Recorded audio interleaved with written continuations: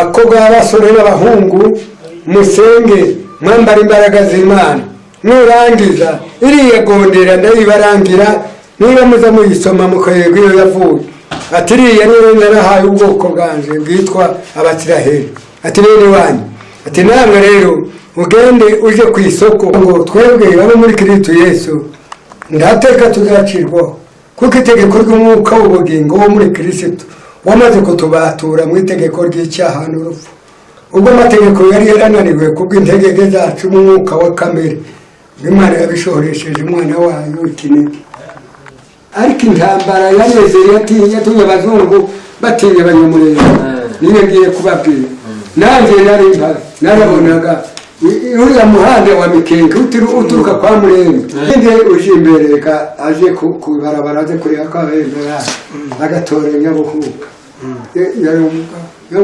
Nyabuhuga wabaki wabega ise buriya Teresanda uri ku Murambi so representa uzo mumva Nyabuhuga uri Karisanga yo ku Kirumba kuri Kirumba umuntu yari intwari niko uzi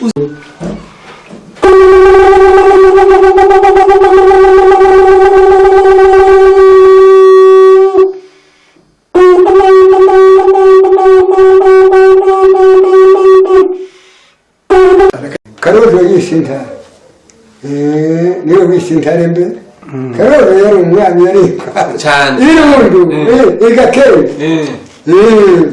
intare gakicaga inka kuko bari intwari n'amacumu bagatabara bakayirukana ikagenda ariko bagasanga inka yapfuye bararuha sinze abanyamurenge bajega bavuye hano za Gishembe mbati noneho ga basigaye amawaya yaraza nize muzitega bigaga gutega iyo ngiyo Karojo bari bayiteze irafatwa ariko ngo ifatwe ntakoba ntiyapfa Karojo niwe wayiteye mbere abantu bose batiye intare baraje intambara y'intare baraje ariko intambara yanezeye yatumye abazungu batinya abanyamurenge niyo ngiye kubabwira nanjye narabonaga uriya muhanda wa Mikenke uturuka kwa Murenge abazungu bawuza bari abana mu kiraro n'abariya basemajambo n'abagapangu turi mu Rwisankuku murabona mu Rwisankuku n'abahanda barawuza nabogejeje harya ntuye bagapangu bagiye gusoma nje simba narize Kibubuta arya kwa Kibubuta mu miteko ari amashuri yafungu Minembwe bamaze kuyigeramo abantu igihugu ni cyabo kabisa bayubahe bavuga bazareke tuvuga ibyo njewe n'ubunza rutariye mu bavira no babarira ndi bosubira twose Imana ikabahana gusa nitwe bene igihugu da noneho bagiye mu mashuri bari bagapanga n'abasemaja kigana ari mu kazacu ngoma gaho ntugiye abiwacu baje tuza ku Gatongo noneho rero imihanda dirakorwa ni umuhanda wageze ugenda uraseruka mu Rwisankuku nibwo useretse mu Mikenke nibwo winjiye za Gipupu nibwo bwiyimwenga n'abazungu bawuzanye tubona duhari twari bakuru noneho rero inka zivuye no ku Ndondo hano za Bijombo zisuhuraga mu bibone niho habaga ubwatsi ababembe batinga abanyamurenge zize dukunduriye umuhanda bate tuzobakubita nibarira abantu Nyabuhugu z'abumva pasiteri niwe bari baragize wo kuja imbere y'inka Nyabuhugu z'abumva wapfuye kuri Kirumba yaratarakizwa ngo bagere harya mu Mikenke bagakaza nijoro bakahoza itambuka bagasanga zagiye nijoro igihe cyo gusuhuruka bagaruka bakaza guca inkoni zo kuza nicyo gihe bageze baririmba abasore b'Imurenge muri Ntamakema ngo musuhure musige isogo ngo dukubita ababembe basinziriye iyo ntambara barayirwanya abaza kwikiza n'abazungu noneho baraza basuhuruka bageze hano kwa Semaraba mu Rugabano bagahagarara bose inka zikarindana ziturutse za Rukombe ziturutse Rurenge rwari runini zigahagarara zose zikarindana amashyo katanu barazaga bati ninde uje imbere aje kubarabara aje kureba ko abendera agatora Nyabuhuga yari umugabo Nyabuhuga wabaki wabega iseburi ya telesanda uri ku murambi so representa uzo mumva Nyabuhuga uri karisanda yo ku Kirumba kuri Kirumba umuntu yari intwari niko uzi intambara yo kuri Kirumba araho uyiziho urayizi intambara yo kuri Kirumba nayo ndayizi nayo narayirwanye n'abazira guteba twari ibigo buri n'abangara abantu mu mirembe ngo bange nabyo ndari kubarira jewe narahageze iyo munsi abasirikare bavuze ngo yuno kundi umuhano ndibari bazi none ndakubwiriza Nyabuhuga araje ngo agere batatiza imbere waje kugera harya mu mikenge aturutse mu duhoko bo mu rugabano ababembe bati noneho muhamagarane hamaza ababembe 30 bati duhagarare ku muhanda wacu tujya dukora umuhanda nitumara inka zabo zimukandagira ababembe ubwo buhanuzi bukomeze burimo ijambo muraryumva baraza Nyabuhuga batizaga imbere niwe wari byiharagaje yari intwari aje imbere iziwe nkaziramukurikiye ishike zirahagarara ku gakomero baratambuka ngo bari gushika abona barishiye ku mihanda ngo seruke batiye abanyamurenge yaje bati mubakubite yari afite yari yamyazanye inkoni n'icumu n'umuhoro ngo ashike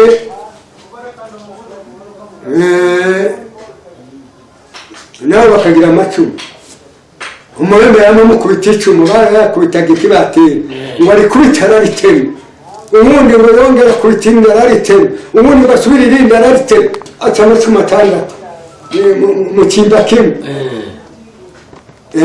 ngo bone ko yatemye amaze acamura inkoni icyo gihe abandi baraje abasore inkaga bazisize batiri urugamba rwakome ngo akubita umubembe inkoni umuvurira w'igicu ukubita uwundi abo batega amaboko bati tutwara ati nimubakubite barakubita ababembe bama bagira batya umuntu waciye amato 6 sari Nyabuhuga ababembe baraje bati inka ziraje bati noneho muzirindanye zize dusige tuwukundura inka ziraza ngo zimare kugera ku muhanda bazibiri bahamagara bari inyuma bati mukubita umwite w'inyana zapfuye inyuma y'inka kugira ngo zisige ziwukundura bamaze bakubita umwite inka zirikanga zamaze zisiga igitaka zose zazishingira nawe mu gakomero ko mu mikenge igitaka ubwire yamari yakanzuye umwera ryambara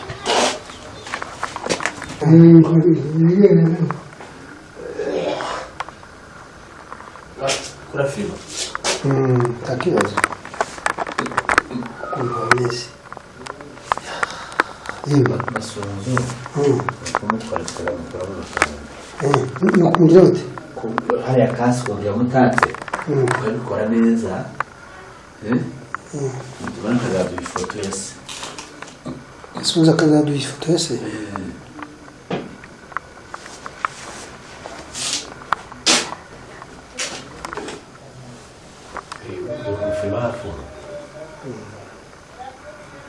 ibizayishiraho yasidi hamuzaba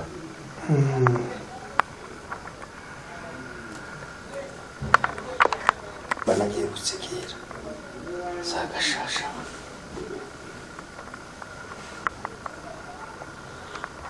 yesi ndingaje bakamye sono bari serene ngo murya mufite umwami ifite ubwo yakuze gusenga Imana ye uze kwitirirwa gusenga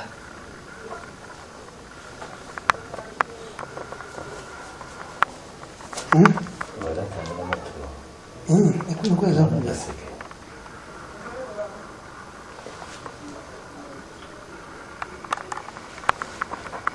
nariko bisamo kurende uko twakoreye n'abandi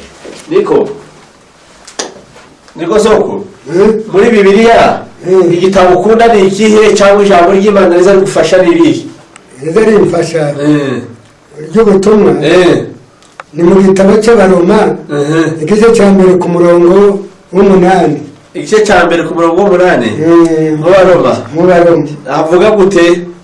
hasomeka igice cya mbere. Ahandi hazagufasha ni hehe? ahandi hazamfasha ni mu Baroma igice cy'umunani ku murongo wa mbere. naho indirimbo hariho n'abandi indirimbo nayo uzi no kuririmba? indirimbo nza nkunda nabajije uzi no kuririmba? nza nkunda indirimbo nkunda baze baririmba cyane kanezero. Imana irinda Abisiraheli iba maso ntisinzira. nkunda mu Baroma igice cya mbere no ku munani haravuga ngo twebwe abo muri Kristo Yesu ndateka tuzacirwaho kuko itegeko ry'umwuka w'ubugingo wo muri Kristo wamaze kutubatura mu itegeko ry'icyaha n'urupfu. ubwo amategeko yari yarananiwe kubw'integeke zacu mu mwuka wa kamere Imana yabishoresheje umwana wayo ikinege. iyo niyo rigufasha?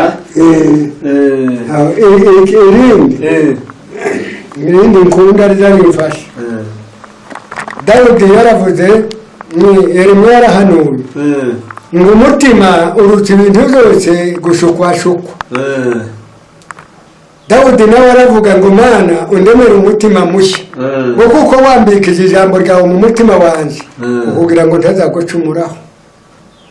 Yesu nawe ngo ahaguruke kuvuga ubutumwa mu gitabo cya Matayo ibice 5 ku murongo wa mbere aravuga ngo hahirwa abakene b'imitima iboneye ngo kuko ubwami bwo mu ijuru ari ubwabo.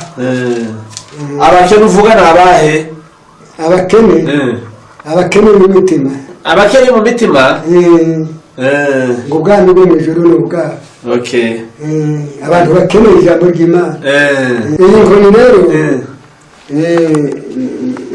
iyi nkoni nayo ihawe n'Uwiteka. Rambara ati haguruka ubuhanuzi bahanuye muri 61 burasohoye uzamuke zo guhamagara ubwoko bwanyu bwatatanye busubire mu minembwe ampereza iyi nkoni. iyi nkoni nayo rero iri mu cyimbo kirya ya Mose.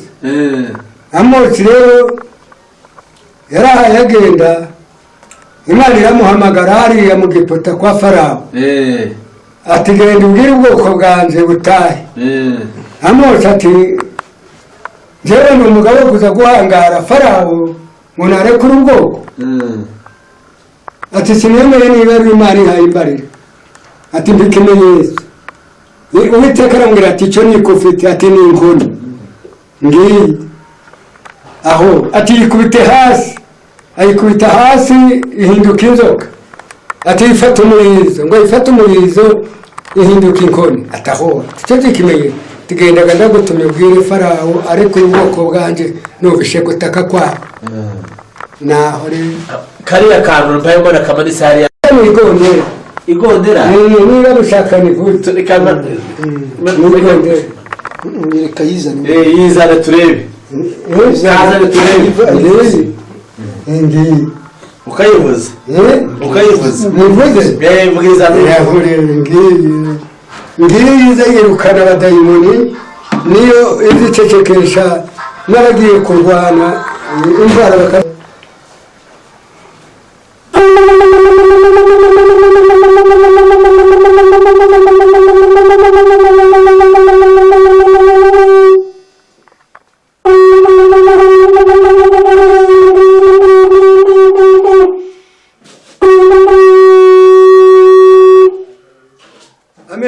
Amena. Ingunga za Bete izari kutambura mu kurunanzira izigenda kilometero 300 ibidayimoni mu kirere bikamanuka bikika hasi bigahunga.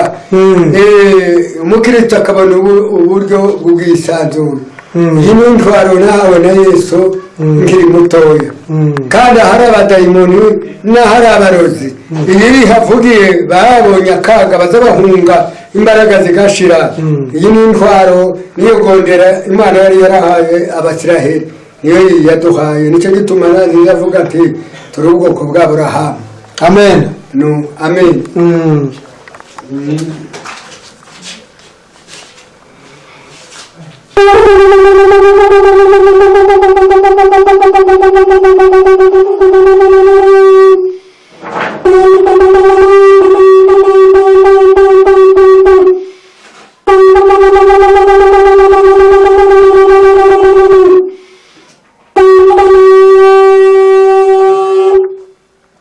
amen amen ngiyi niyo imanura imbaraga ikanesha urugamba dusenga. hari imyuka y'ibidayimoni n'iyindi myuka y'abarozi iva mu kanwa k'ababisha.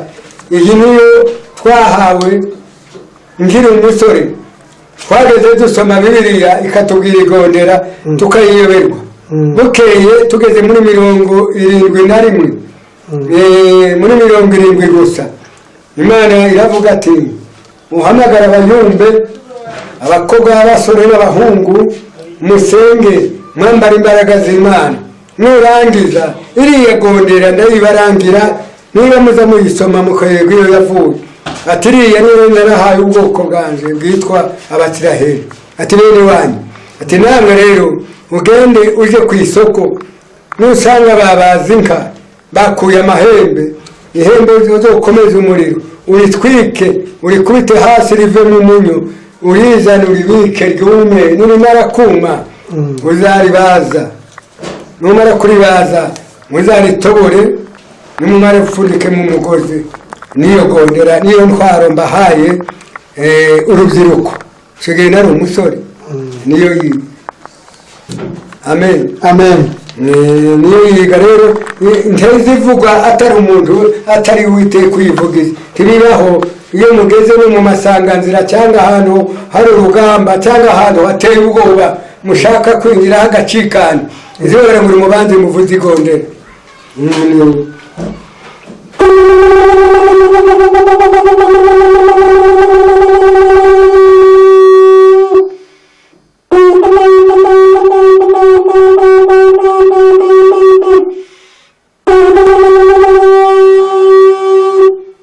amen amen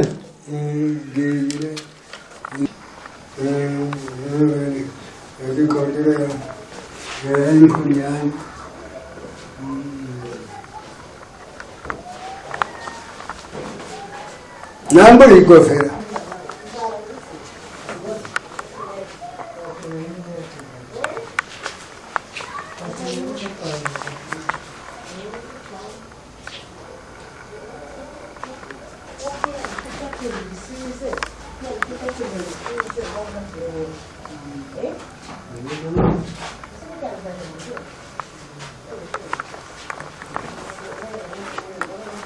rero iki gicaniro tukita amahombe, ariko mu kinyarwanda ni igicaniro. iki gicaniro nagihawe muri 67 maze gufata Minembwe. Minembwe maze kuyifatira avuga ati ubaka igicaniro gusenge abantu bose binjire, kandi iki gicaniro cyo kizubakisha amatorero. noneho rero niwo muragi nahawe. iyo ngeze ku musozi, igicaniro cyo kibanza kubakwa, inzu yanjye itarubakwa. none iki gicaniro iki kireto cyitwa Arufa na Omega, uruganda rw'imitima y'abera. ikiza gikorerwa hano ni amasengesho. turadusenga kuwa kabiri, none baraza bararemo, bazasure bazasenge kuwa gatanu. nuko iyo basenga rero, iyo nsenga haza abarwayi kabasengera, Imana ikabakiza. aho hakaza bafite ibibazo by'amayitaje bitandukanye, kavuga ati njyewe nahuye n'ibibazo, njyewe mfite imanza, njyewe mfite intambara mu rugo, ngasenga Imana ikabirangira. iri kanzu wari impaye sindamubona, yayohereje ari 2 n'amashati 2 n'iyi telefone. abinahiro naramusengeye, Imana iramuzura, amaze iminsi 4 mu byuma. ni uwacu umunyarwanda.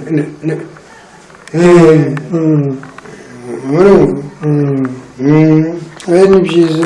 Imana ishimwe. arafunguka arakira, ayohereza. n'ubu azavuga ngo nambona azaza ngo azangabira inka yo gushima Imana kuko yakize.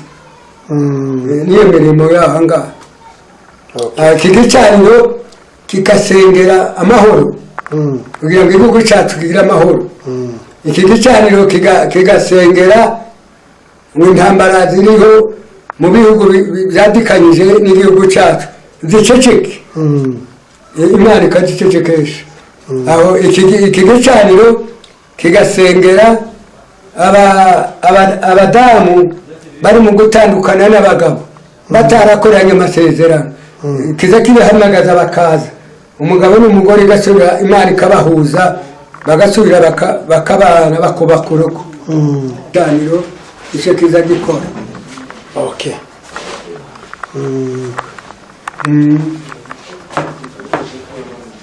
Karaha iki rero ni ikigega imana yampaye ngishikari ya muri 96 nubaka igicaniro, abaje gusenga baza bashyiramo amaturo. Ya maturo rero niyo azamfasha, niyo azazana umuriro, niyo azagura ibi birago, niyo mpamvu nicyo gituma bigakora imirimo y'Imana.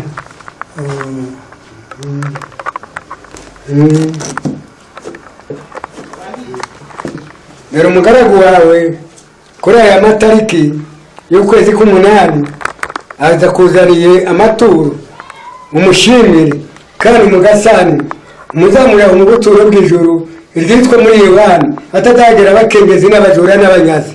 Ubimukomerezaho, ndabizi umunsi tuzumva kamu kamarayika n'impanda y'Imana, imirimo tuzazamuka tuzahagarara imyaka 3 n'igice, imirimo umuntu wese yakoze yayisuzuma. Mana Data, mu izina rya Yesu Kristo wageze ku musaraba, wikorera imitwaro, ututubikana icyuya uva amaraso menshi, wongera gushanyura ruriya rwandiko rwaturegaga, kandi warukuje kubwo kubambwa, ariko umaze kunyaga abatware bari bafite ubushobozi wabaheruye ku mugaragaro, wegura ibitugu, ibituro birakinguka, imva zirata imitutu, uhamagara Lazaro bari barapfuye baritaba barazuka, umanika irembera ry'umusaraba, rubanda baratangara, baravuga ngo ntabwo bari barigeze babona Imana iturana n'abantu. Nuko wari warasa nabo bagasangira nabo, ukambara kamero, ukaba umugaragu w'imbata, ukicisha bugufi, ukaganduka, ukagera ku musaraba.